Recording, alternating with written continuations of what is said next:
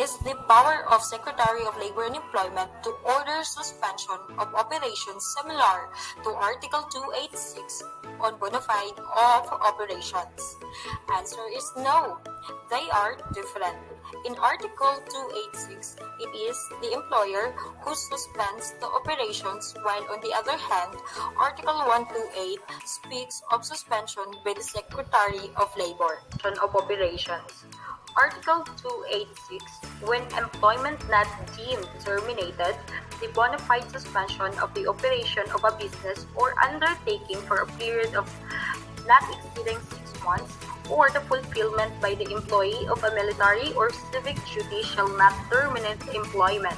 In all such cases, the employer shall reinstate the employee to his former position without loss of seniority rights if he indicates his desire to resume his work not later than 1 month from the resumption of operation of his employer or from the military or civic duty.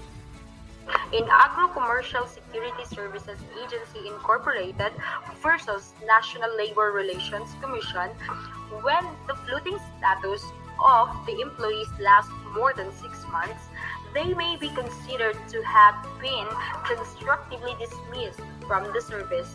Thus, they are entitled to the corresponding benefits for their separation.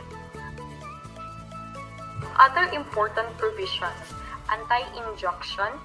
It shall be unlawful for any person or entity to obstruct, impede, delay, or otherwise render ineffective the orders of the SOLE or his duly authorized representatives issued pursuant to the authority granted under this article, and no inferior court or entity shall issue temporary or permanent injunction or restraining order or otherwise assume jurisdiction over any case involving the enforcement orders issued in accordance with this article. Of employment records, place, and preservation of records.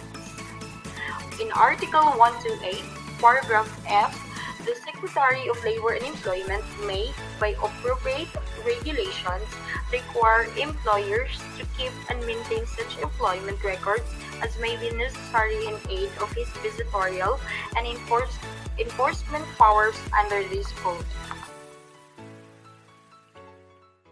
Created using Powtoon.